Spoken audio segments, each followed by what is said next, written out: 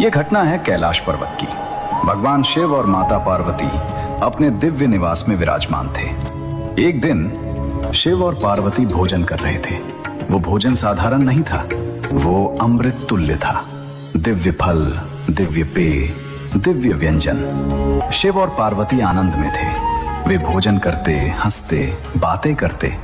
लेकिन उनकी इस लीला को कोई देख रहा था? नहीं, कोई देवता नहीं, कोई ऋषि नहीं। कैलाश के नीचे पृथ्वी पर एक युवती घूम रही थी। वो एक चांडाल परिवार की थी। उस समय समाज में चांडालों को अछूत माना जाता था। लोग उनसे दूर रहते थे। वो कन्या बहुत सुंदर थी। उसका नाम था मतंगी। उसका मन पवित्र था, लेकिन जन्म के कारण समाज उसे नीचा मानता था। मतंगी रोज जंगल में जाती थी। वहां वो अकेले बैठती, प्रकृति से बातें करती, पक्षियों के साथ खेलती। उसका एक साथी था, एक हरा तोता। वो तोता हमेशा उसके कंधे पर बैठा रहता था। एक दिन मतंगी जंगल में बैठी थी। वो आकाश की ओर देख रही थी। तभी उसने कुछ देखा। आकाश से कैलाश की ओर से कुछ गिर रहा था, चमकती हुई रोशनी, दिव्य प्रकाश के साथ।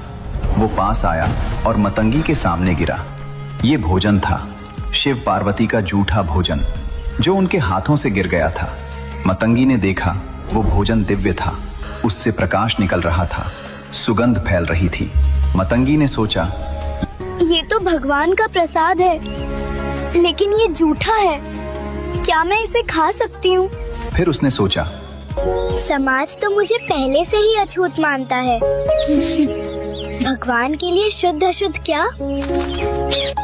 अगर ये प्रसाद है तो मैं खाऊंगी।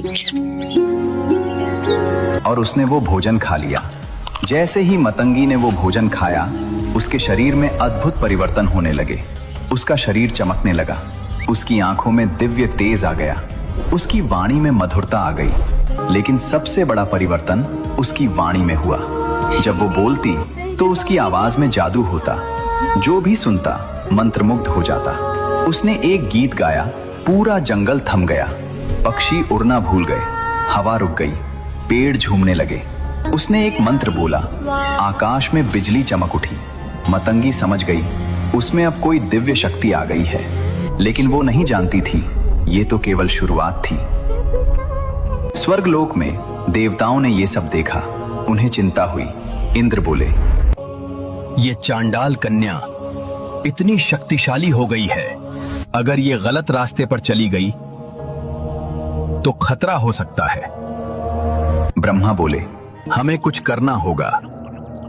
ये शक्ति नियंत्रित होनी चाहिए। सभी देवता शिव और पार्वती के पास गए। उन्होंने सारी बात बताई। शिव मुस्कुराए, पार्वती भी मुस्कुराई। पार्वती बोली, घबराओ मत, ये कन्या बुरी नहीं है। इसका मन शुद्ध है। मैं इसे बुलाती हूँ। और पार्वती ने मतंगी को आह्वान किया। मतंगी को अचानक एक आवाज सुनाई दी। आओ बेटी। ये पार्वती माँ की आवाज थी। मेरे पास आओ। मतंगी की आंखों के सामने प्रकाश फैल गया। अगले ही पल वो कैलाश पर थी, शिव पार्वती के सामने। मतंगी डर गई, वो कांपने लगी। उसने सोचा, मैंने उनका जूठा भोजन खा लिया। अब मुझे सजा मिलेगी। लेकिन पार्वती माँ ने उसे गले लगा लिया।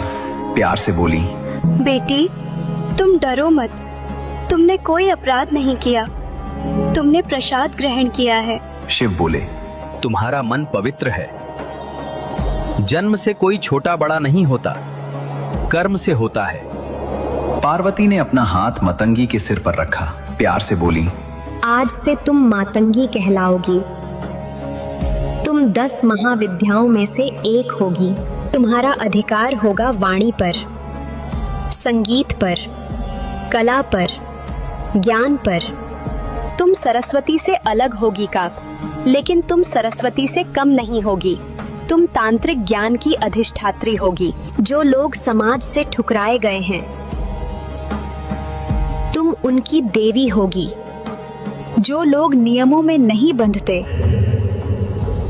तुम उनकी शक्ति होगी। वो एक साधारण कन्या से महाविद्या बन गई। उसके 4 हाथ हो गए, उसके हाथों में वीणा, खड्ग, खोपड़ी और पाश आ गए। उसका वो प्यारा तोता उसके कंधे पर बैठ गया। देवताओं ने आकाश से पुष्पों की वर्षा की। जय माता मातंगी की गूंज कैलाश में फैल गई। इस तरह एक चांडाल कन्या महाविद्या बन गई। अब